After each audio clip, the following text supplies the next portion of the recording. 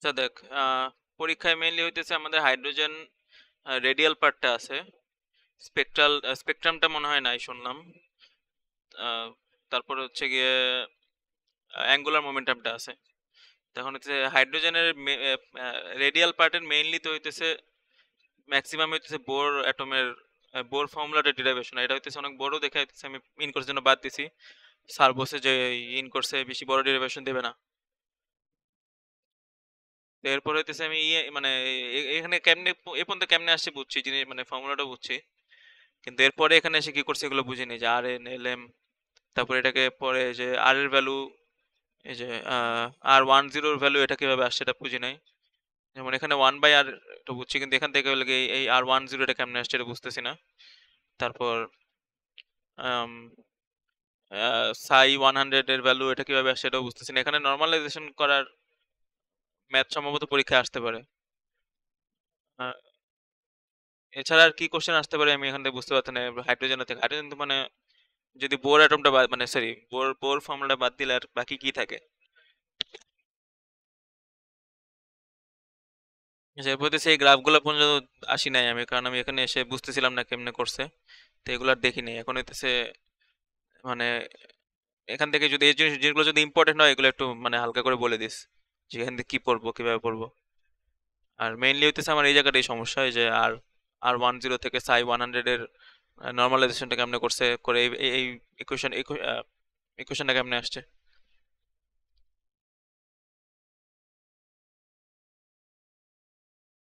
আর এটা কি ইম্পর্টেন্ট এই ফর্মুলাটা? এগুলো তোকে আমি মনে হয় আগে আগে একবার জিজ্ঞেস করছিলাম, কিন্তু আমার মানে তখন পরীক্ষার পিছায় যাওয়ার পরে আর আমার ওইভাবে দেখা হয় নাই এই এই পর্যন্ত এগুলো জিনিস। আচ্ছা এরপরে হইতেছে আমার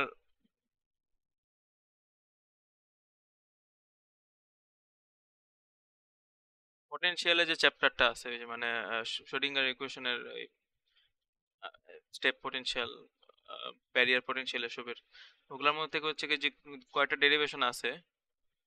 আম,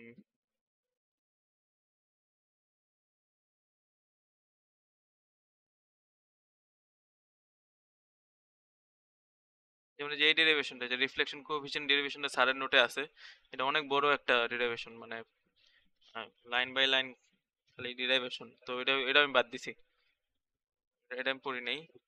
কিন্তু আবার পরে আবার এই যে এখানে যেটা আছে যে স্টেপ পটেনশিয়ালের, এটা একটু ইজিয়ার আছে, এটা পড়ছি। এগুলো নিয়ে একটা কোশ্চেন ছিল, এটা ওই যে আলাদা ভিডিওতে করছিলাম, এই ভিডিওটা দেখিস, ভিডিও দেখলে তো আর কি হইলোই।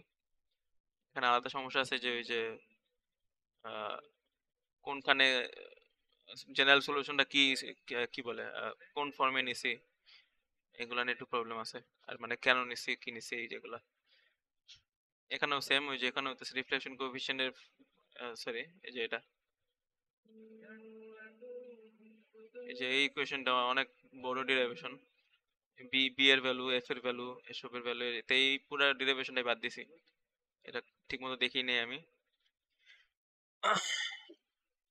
এখন মানে এগুলা কি পরীক্ষা আসতে পারে এমন, স্যার যেহেতু বলছে বড় জিনিস আসবে না, ওই আশায় বাদ দিতেছি আর কি, যে আশা করতেছি ছোট ছোট যেগুলো আছে ওগুলো একটু আসবে। এখন আমি কি তাহলে ডেল্টা ফাংশন আমার ঠিক মতো পড়া হয় নাই।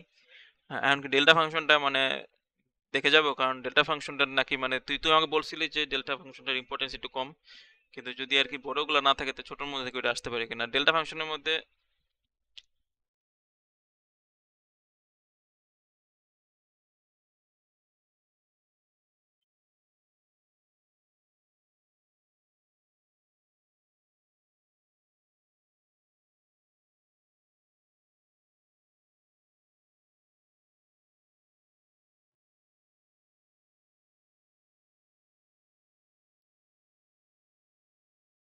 এটা মোটামুটি এই পর্যন্ত সবই বুঝছি, এখানে কেন কি হয়েছিল সব বুঝছি, কিন্তু এখানে এসে এই যে আহ, এই লাইন থেকে এই লাইন কেমনে আসছে বুঝতে পারতেছি না।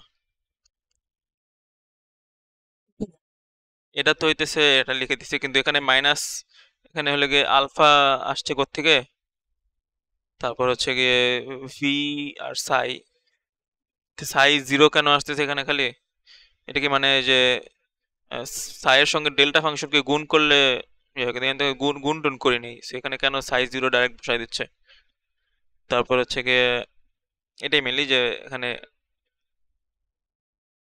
এটা কি ভি এর ভ্যালু ডেল্টা হওয়ার কারণে, সরি, ভি এর ভ্যালু ডেল্টা হওয়ার কারণে কি আমার এখানে জিরো আসতেছে, এখানে জিরো কেন আসতেছে? এটাই মেনলি আপাতত। আর কি আছে এখানে? আহ ডেল্টা ফাংশন আরেকবার একটু দেখি, চেষ্টা করি। তুই আপাতত আমাকে আগেরগুলো বল, ওগুলো বেশি বেশি আমার সমস্যা লাগতেছে। ডেল্টা ফাংশনটা মেবি আমি চেষ্টা করলে বুঝতে পারবো। আপাতত এইটুকুই।